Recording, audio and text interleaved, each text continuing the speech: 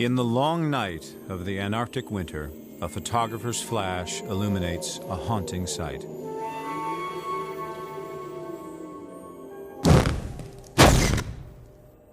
The year is 1915, and a British ship, the Endurance, is trapped in a vast sea of ice. The rare photographic images record for the ages an extraordinary true-life drama. 28 men stranded at the end of the earth, beyond all hope of rescue. The story of these men and their leader, Sir Ernest Shackleton, is a saga of heroism and human endurance that will forever be regarded as one of the greatest adventures of all time.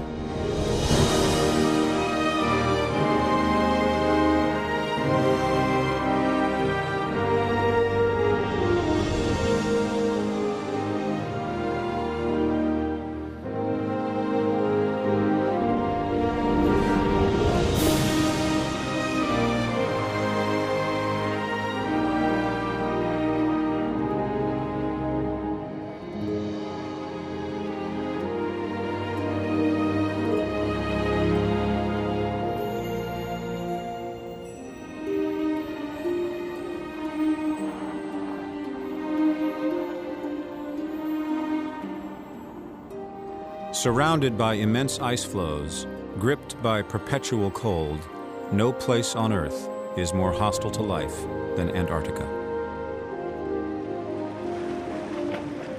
As forbidding as a distant planet, it was the last continent reached by explorers.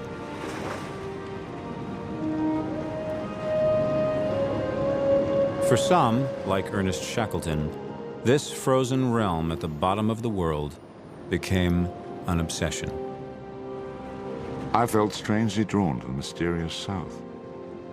I vowed to myself that someday I would go to the region of ice and snow and go on till I came to one of the poles of the earth, the end of the axis upon which this great round ball turns.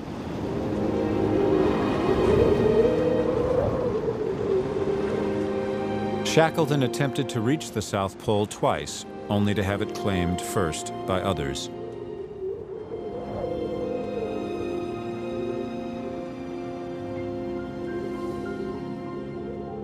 He set his sights on a new dream: to be the first explorer to cross the entire Antarctic continent on foot.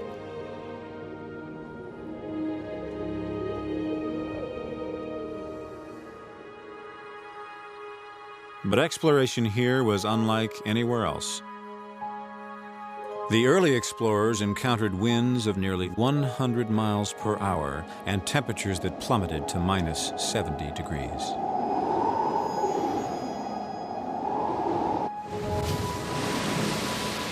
Yet they also discovered a place of wild, unearthly beauty.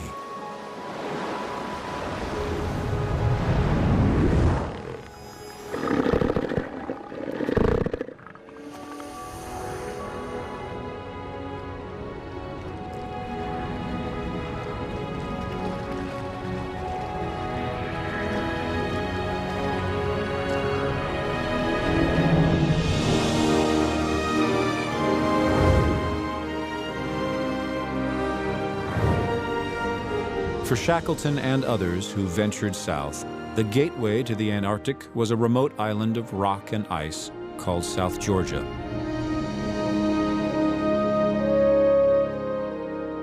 Whaling stations here were the last outposts of civilization. In November 1914, the Endurance sat at anchor taking on final provisions, her crew eager to make history.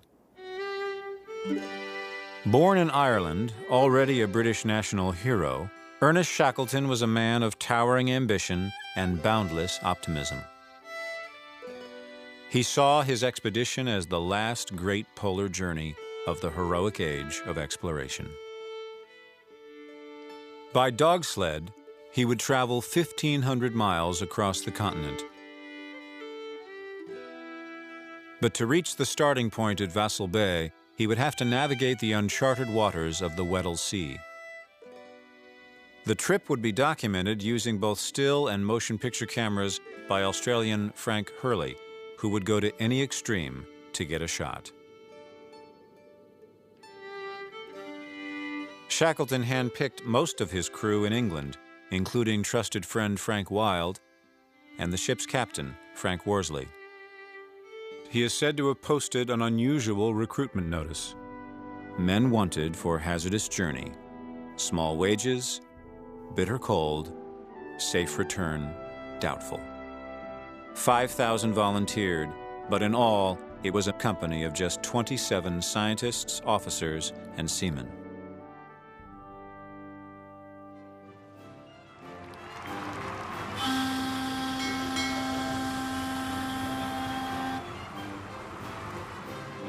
But the men were not the only passengers aboard the Endurance. With them were nearly 70 Canadian sled dogs, uneasy at sea and in constant need of attention.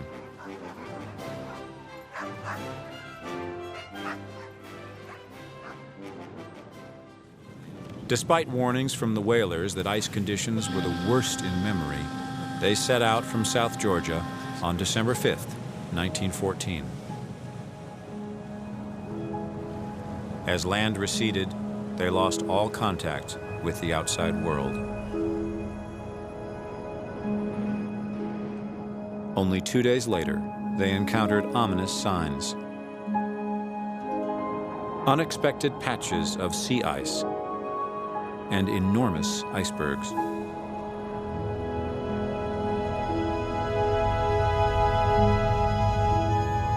Soon, an increasingly dense jigsaw puzzle of ice floes slowed the ship. But the Endurance, named from Shackleton's family motto, "By endurance we conquer," was one of the strongest wooden ships of the day, with a bow 4 feet thick. Photographer Hurley wrote in his diary, "All day we have been utilising the ship as a battering ram. We admire our sturdy little ship, which seems to take a delight herself in shattering the floes in grand style." For 6 weeks, the Endurance battled the ice, dodging floes or smashing through them. There was little concern among the men. Shackleton had their unshakable confidence. To them, he was the boss.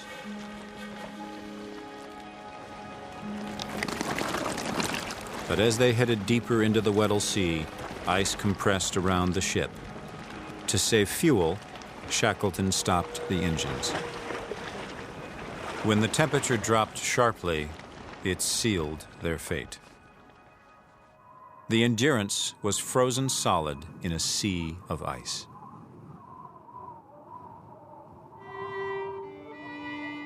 The ship's carpenter, Chippy McNeish.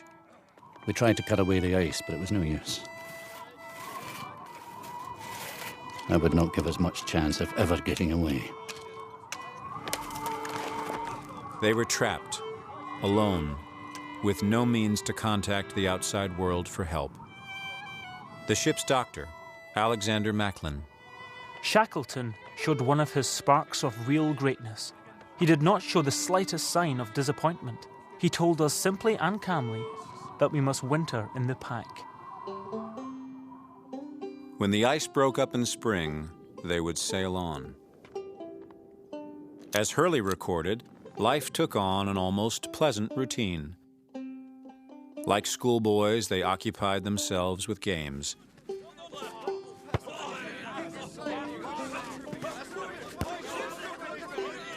To sustain morale, Shackleton kept everyone busy and everyone equal. Well supplied for their Antarctic crossing, they had sufficient food and warm clothing. He had the carpenter McNeish build comfortable living quarters they called the Ritz, where nightly amusements included sing-alongs and toasts to loved ones back home. Succumbing to winter madness, the men all shaved their heads and posed for Hurley.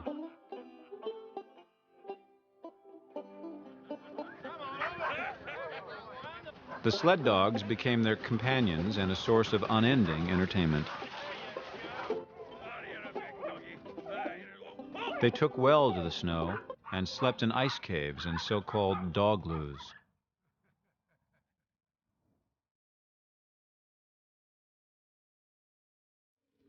Shackleton inspired a sense of camaraderie. He conveyed to his men, strength lies in unity. Unity that was about to be tested by catastrophe.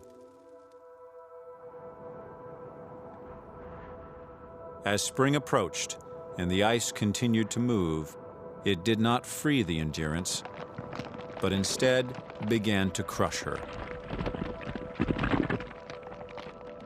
Photographer Hurley. The ship shrieks and quivers. Windows splinter. Deck timbers gape and twist.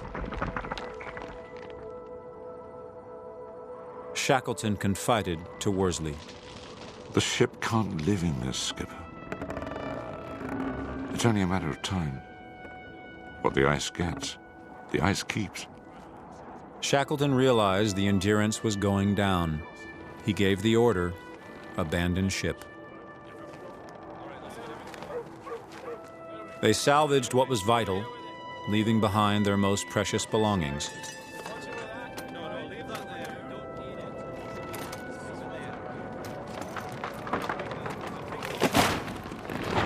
We had learned to love her, and it was awful to witness her torture. The ship that had been their home and hope for 326 days was now gone. It was their darkest moment.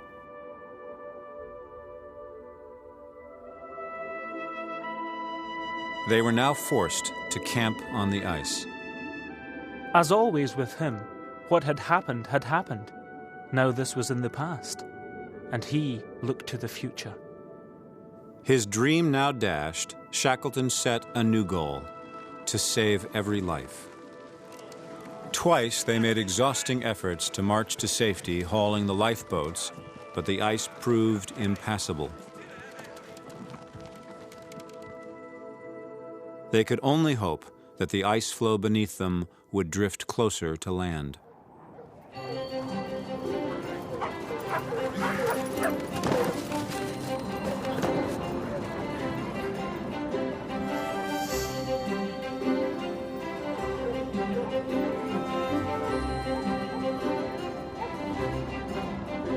They called their new home Patience Camp because all they could do was wait. Captain Worsley. All we seem to think of now is food. We're ready to eat anything, especially cooked blubber. Days turned to months. Food was rationed. First Officer Lionel Greenstreet. The food now is pretty well all meat. Seal steaks, stewed seal, penguin steaks, penguin liver, the latter being very good indeed. Shackleton's every waking hour was devoted to holding his men together. As the story goes, when Greenstreet spilled his cup of milk, nearly weeping, the others silently refilled it from their own. To prompt much-needed laughter, Shackleton and Worsley danced. Officer Thomas Ordelise. That's Sir Ernest all over. His unfailing cheeriness means a lot to a band of disappointed explorers like ourselves. He's one of the greatest optimists living.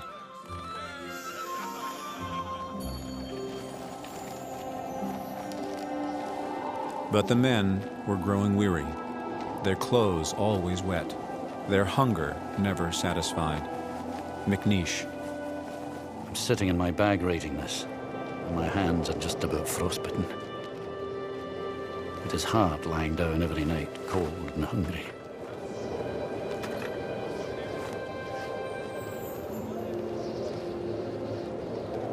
After 5 long months on a drifting ice floe, a curious motion was detected, the swell of the ocean beneath them. The ice was breaking up. Soon it would be possible to launch the lifeboats and set out for land.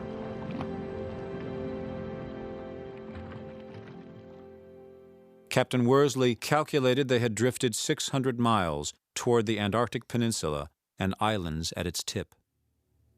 They hoped to reach supplies stored at Paulet Island. Their last possible landfall was Elephant Island. Shackleton faced a life and death decision. If they left too soon, they could be crushed by ice. Too late, swept hopelessly out to sea. Finally, the time was right.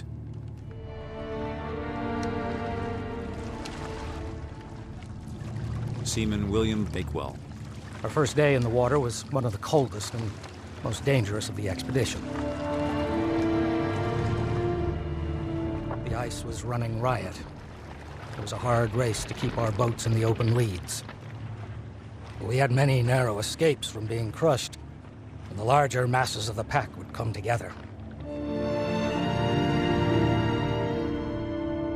The men had been trapped on ice for 15 months. But their real struggle was just beginning. Captain Worsley. The northwest wind turned the snow to sleet and rain, which froze on men and stores, making us wet, cold, and miserable. Their clothes became icy armor. Their hands froze to the oars.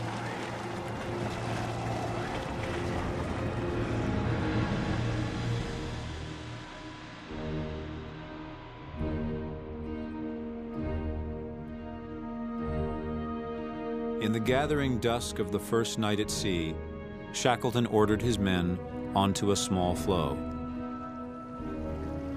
The meager comforts of this floating camp would prove the last of their voyage.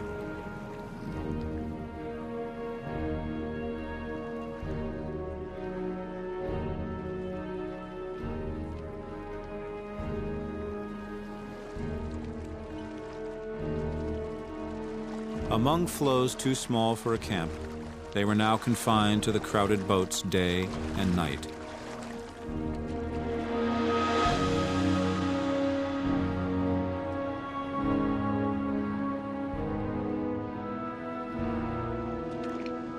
Shivering in icy water, the men tried to snatch minutes of sleep. The long-awaited escape had become an ordeal of hardship and suffering.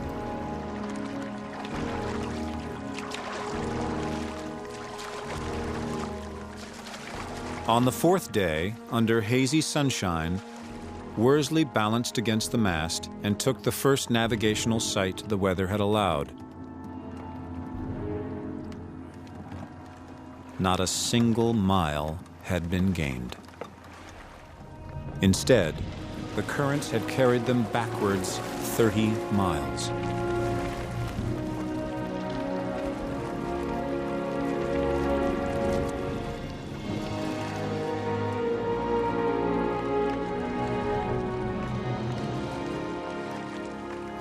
Most of the men were now looking seriously worn and strained. Their lips were cracked, and their eyes showed red in their salt-encrusted faces. Obviously, we must make land quickly, and I decided to run for Elephant Island. Shackleton was now racing for the very lives of his men.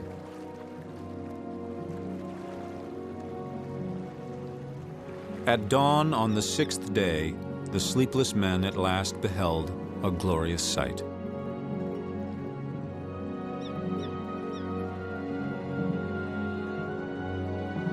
Ahead, they could see the harsh glaciers and icy mountains of Elephant Island.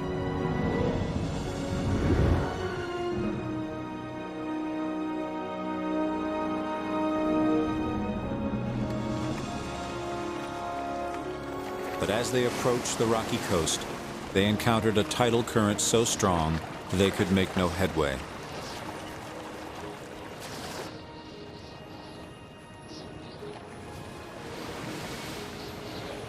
There would be no landfall after all, but another night in the pitching boats.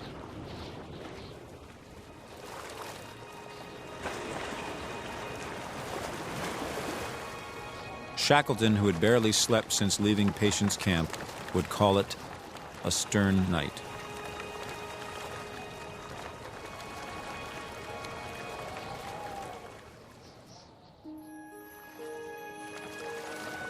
When the seas finally calmed, they rowed along miles of coastline, searching for a safe refuge.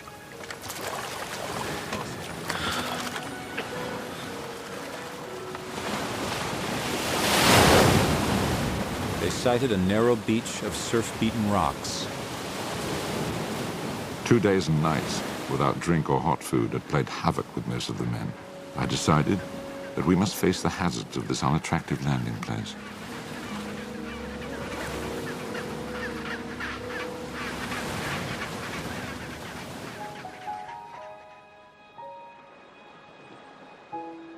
They had spent 7 fearful days on the open sea, 170 days drifting on a floe of ice, and 497 days since last setting foot on land.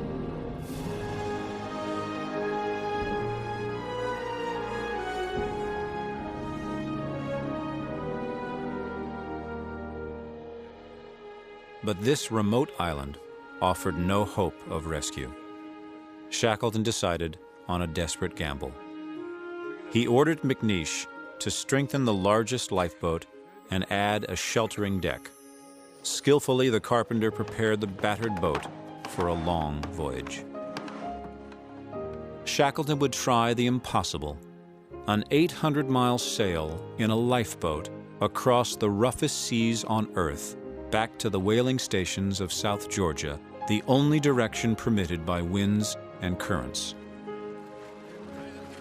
In the 22-foot lifeboat named the James Caird, Shackleton and 5 others set out, leaving his friend Frank Wild in charge with a letter. In the event of my not surviving the boat journey to South Georgia, you will do your best for the rescue of the party. Convey my love to my people, and say I tried my best.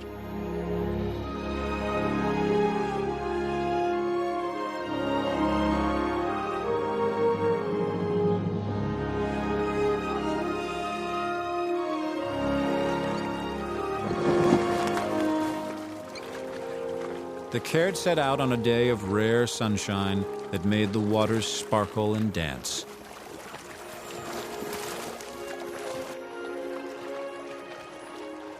Mocking the impossible odds, Shackleton joked with Worsley. I know nothing about boat sailing. That's all right, boss. I do. This is my 3rd boat journey.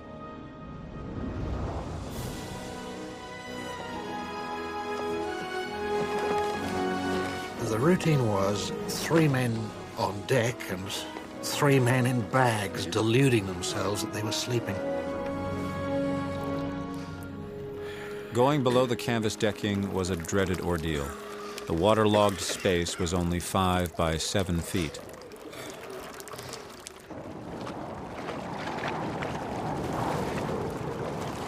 On the 3rd day, Worsley got his first glimpse of the sun to fix their position. Overcast skies and heaving seas made it almost impossible to use his sextant to navigate. Yet, if Worsley were off by even half a degree, they could miss South Georgia altogether and disappear in the open ocean.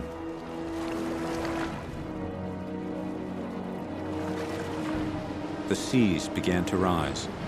Winds blew into gales.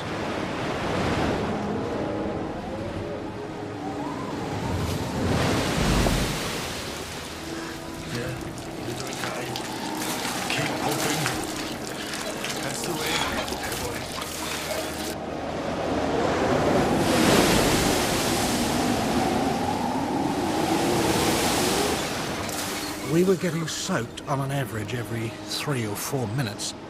This went on day and night. The cold was intense. Whenever Shackleton noticed that a man seemed extra cold and shivered, he would immediately order another hot drink, served to all. Back on Elephant Island, Frank Wilde and 21 others faced a different sort of agony, waiting and wondering. They had little protection from the wind and cold, and little source of food but penguins and seals. And they lived daily with the knowledge that no one would look for them here if Shackleton failed to make it. Still, they believed that if anyone could save them, it was the boss. When the sun appeared, amid great cumulus clouds on the 10th day, a spell of fair weather sped the Caird onward. But drinking water was running low. The men were tortured by thirst. Worse, they began to fear they could miss South Georgia.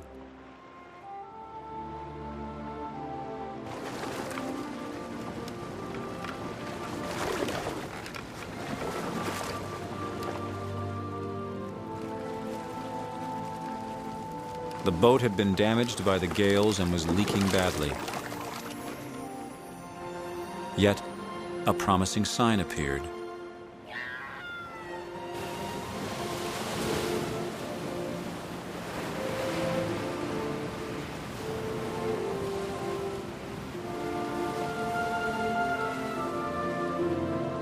Then, on the 15th day, they sighted land.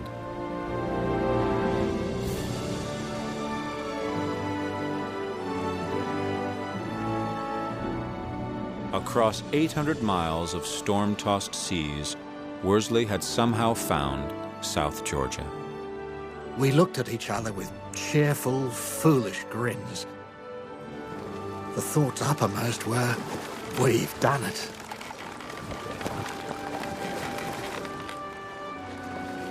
But a rising gale made landing too dangerous. Our need of water and rest was well nigh desperate. There was nothing for it but to haul off till the following morning. During the night, nature played a cruel trick. Not merely a gale, but a full-force hurricane. Shackleton feared the end was at hand.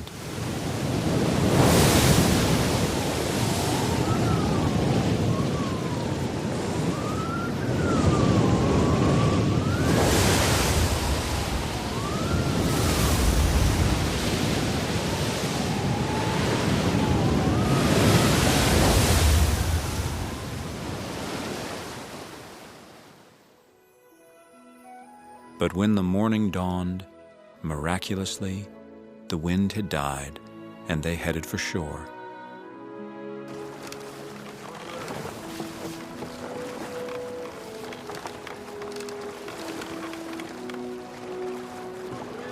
In the years to come, their voyage in the Caird would be judged one of the greatest open boat journeys ever accomplished.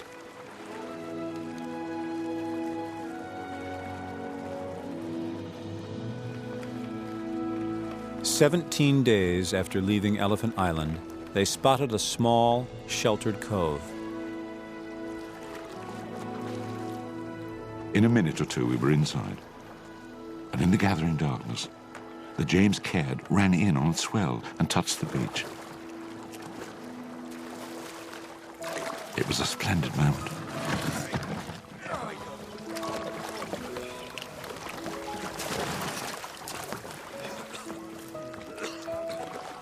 But their boat was too damaged to go further. And the nearest whaling station was on the opposite coast across treacherous glaciers and mountains.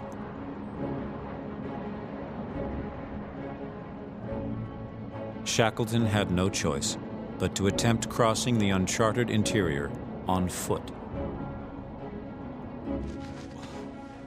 With wood screws from the lifeboat fastened to their boot soles, wearing threadbare clothing, Shackleton, Worsley, and Second Officer Tom Crean set out on a non-stop march across South Georgia.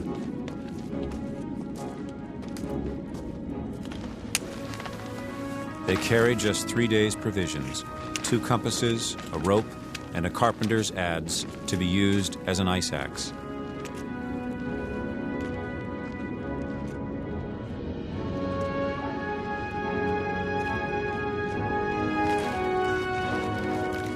They had no idea what perils lay ahead. No one had ever made this crossing of nearly 30 miles over rugged crevasses and peaks.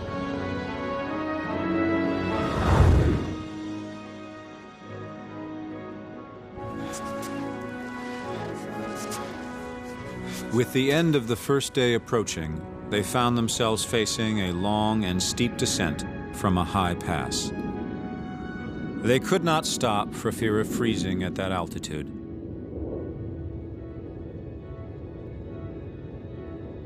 Shackleton remained silent for some minutes, thinking. I don't like our position at all. Got to take a risk. Are you game? We'll slide. We seemed to shoot into space. For a moment, my hair fairly stood on end. Then, quite suddenly, I felt a glow. I was actually enjoying it. In only a few minutes, they had descended almost 2,000 feet.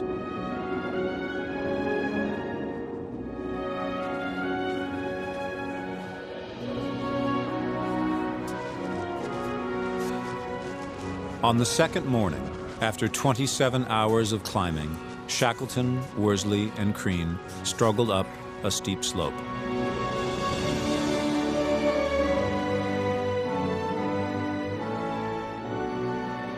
They believed that across a range of mountains to the east were the whaling stations of Stromness Bay. If they were right, a work whistle would sound at 7 o'clock. In intense excitement, we watched the chronometer.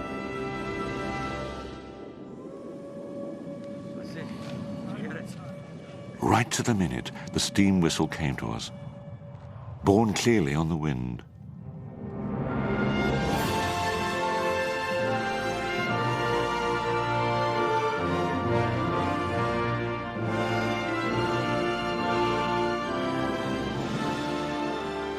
It was the first sound heard from the outside world in 17 months.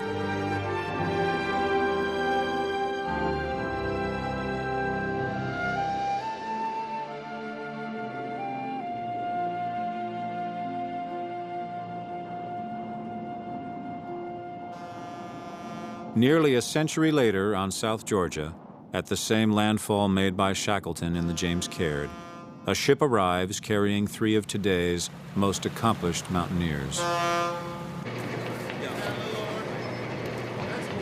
Stephen Venables, Conrad Anker, and Reinhold Messner, who himself achieved Shackleton's dream of the first Antarctic crossing on foot. These world-class climbers will retrace Shackleton's route across the island to see what he faced.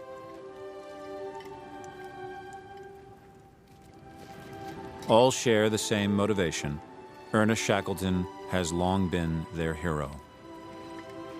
Stephen Venables. I just hadn't realized the sheer scale of it. They covered so much ground, such complicated ground. We had to go carefully, slowly, wearing crampons, these special claws on our feet, which they didn't have. These climbers have scaled some of the highest peaks in the world, yet South Georgia proves a more difficult challenge than expected. Conrad Anker. Initially I thought, well, it couldn't be that hard. They did it in 1916, and they did it with leather boots and an old rope. But we encountered a complete maze of ice towers and crevasses running in all different directions. Reinhold Messner. When Shackleton and his men did it, snow bridges covered these crevasses, but they could have fallen through at any time. They were in a totally unknown world.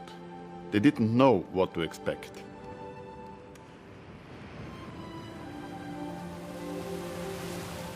You could really imagine their euphoria when they looked down and saw they were going to make it.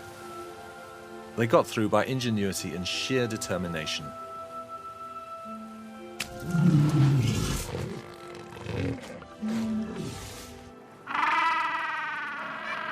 We did the crossing in 3 days as fit, well-fed climbers, and it was hard work.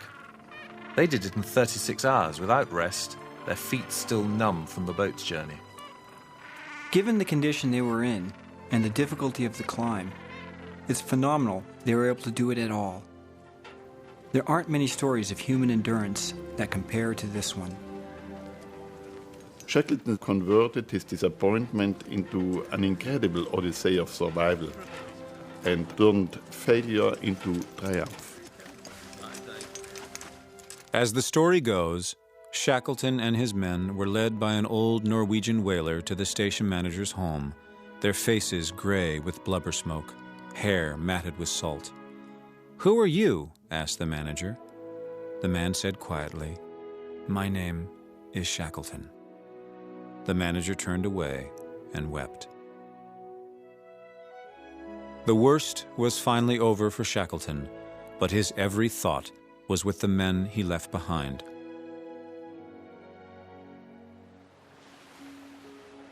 After rescuing the others on South Georgia, Shackleton made 3 attempts to reach the men on Elephant Island, but the ice blocked his path for 4 long months.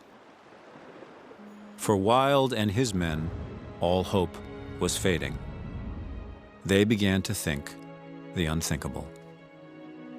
Shackleton had been lost at sea. Then, on August 30th, 1916, they sighted a ship headed toward them.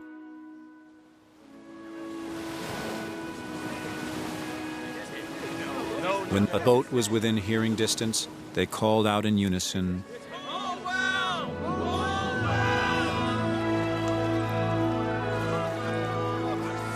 Shackleton anxiously counted the figures on the beach. He turned to Worsley. "They're all there, Skipper. They're all safe." Not a single life had been lost.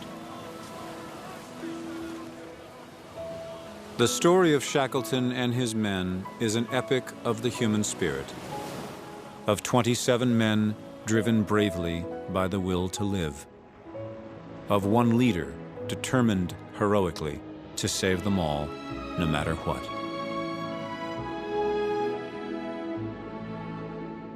Shackleton would later write, "In memories we were rich. We had suffered, starved, and triumphed.